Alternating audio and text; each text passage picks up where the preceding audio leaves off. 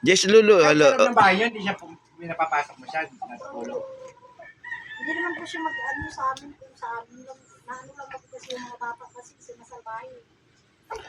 Sinasalbahin niya rin sarili niya, te. Hindi naman po yan umaalis dito.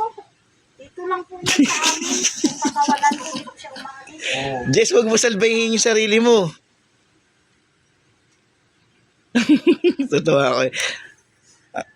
Sarap niya ganyan mag-alaga. Magkano po yung ganyan maliit na unggoy pagbibili? Hindi ko alam. Kasi yan ay ginamot ko lang po kasi tapos hanggang sa binigay ng nila. Ang ganda na malinis siya eh, no? Wala siyang kuto. Wala po. Ano Jess, dito? gusto mo pagkain?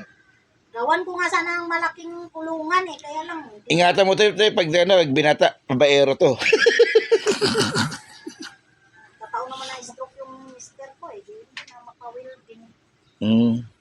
Kaya ako hirap na hirap tuloy mag-after baba. Baba ko lang. Doon sa Yung asawa mo nandiyan. Pero okay na siya.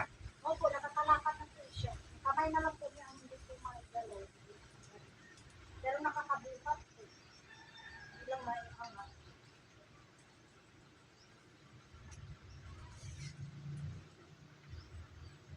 Hindi na ako naghahanap na rin mga pasukan eh muna. Kaya 3 buwan lang sa akin. Bakit? Eh wala eh. Hirap kami ngayon eh. Ano gusto mo?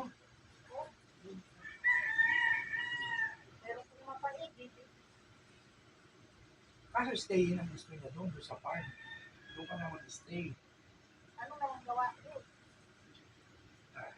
Ay, linis. Ganun po ang ano ko yan. Nakuha nga ako diyan sa ano sa resort din. Magtatanim-tanim, maglilinis-linis. Hinihintay ko nga yung pag bumaba yung tao doon. Yung may-ari. Yung asawa mo, pwede mo isama sa gilid. Tapos, pero Sa ikaw na si Kayabo? sweldoan. Oo. Ikaw na si sweldoan.